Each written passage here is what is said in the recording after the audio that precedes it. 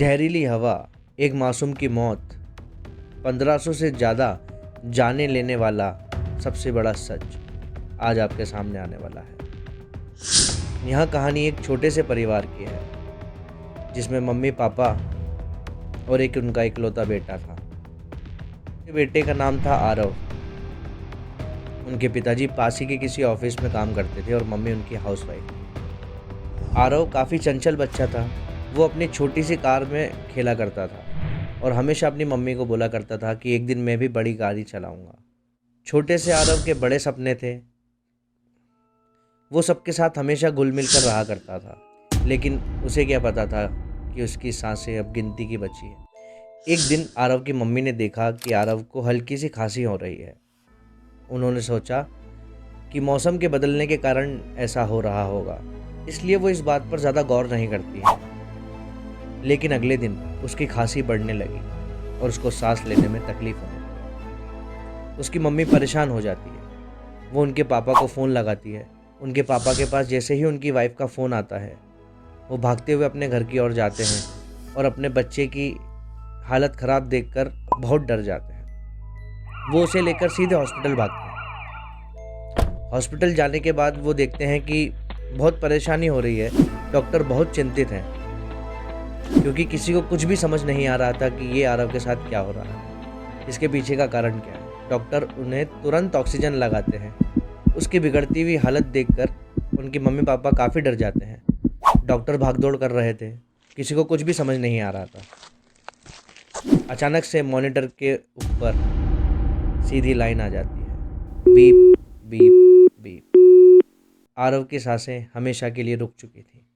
एक माँ की गोद सूनी हो गई थी और एक पिता का सपना बिखर गया। सबसे बड़ा सवाल था, आरव की मौत आखिर कैसे हुई। डॉक्टरों ने आरव के टेस्ट किए, लेकिन रिपोर्ट में कुछ भी साफ नहीं आ रहा था। डॉक्टर भी चौंक गए कि बच्चा बिल्कुल नॉर्मल था, एकदम से उसकी सांसें कैसे रुक गई। परिवार भी सदमे में था, लेकिन फिर ऐसा कनेक्शन मिला जिसने सबको हिला के रख दिया। जब डॉक्टरों ने कुछ केस स्टडीज करी, तब उनको पता चला कि पिछले 6 महीने से काफ़ी लोग इसी तरह से बीमार पड़े हैं और इनमें से कईयों की तो मौत हो चुकी है। सबका एक ही सवाल था, ये सब कैसे हो रहा है। अब जो सच्चाई सामने आई, उसने सबको हिला के रख दिया। यह मौतें किसी वायरस की वजह से नहीं, बल्कि उनका कनेक्शन ऐसे घरों से था जिन घरों में एक खास तरह का प्रोडक्ट इस्तेमाल हुआ करता था। यह था ह्यूमिडिफायर डिसइंफेक्टेंट।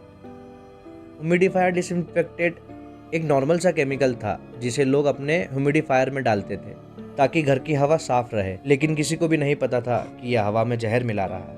हजारों लोगों ने इसे इस्तेमाल किया और धीरे धीरे उनकी सांसें बंद हो गई। अब असली सवाल, आखिर ये प्रोडक्ट मार्केट में कैसे आया और कंपनियों ने इसको सुरक्षित कैसे बताया। जब सच्चाई पता लगी तो उन कंपनियों को कोर्ट में घसीटा गया। Distributors were indicted and referred to the prosecutor's office last September on charges of manslaughter and professional negligence resulting in the injury. And prosecutors are reportedly considering increasing the charges to murder by willful or advertent negligence. And earlier, Lotte Mart, the third largest among the firms under probe, apologized to its customers, promising compensation for any damage that its humidifier, a sterilizer, might have caused. But civic groups questioned its sincerity. Meanwhile, some victims plan to bring a class action lawsuit against the manufacturers to seek unspecified damages. लाखों dollar का जुर्माना लगा, लेकिन जो मर चुके थे वो वापस नहीं आ सकते थे।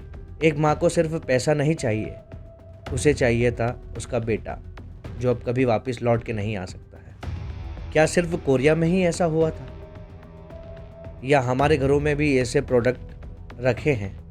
अगर आपके घर में भी ऐसा कोई प्रोडक्ट है जिसकी बोतल पर छोटे छोटे अक्षरों में केमिकल्स का नाम लिखा हुआ है, तो एक बार उसे ज़रूर पढ़ें और अपने घर वालों को बताइए कि कौन सा केमिकल इस्तेमाल करना सेफ़ है और नहीं है। अगर तुम्हारे घर में ऐसा कोई प्रोडक्ट है तो अब अलर्ट हो जाओ। अगर आप चाहते हो कि ऐसा किसी और के साथ ना हो, तो इस वीडियो को ज़्यादा से ज़्यादा लोगों के साथ शेयर करो और ऐसी रहस्यमयी सच्ची घटनाओं पर आधारित कहानियों को सुनने के लिए फैंटम इंदौरी चैनल को सब्सक्राइब करो। और बेल आइकन ज़रूर दबाइएगा ताकि मेरी हर एक वीडियो आपके पास पहुंच जाए सबसे पहले। धन्यवाद।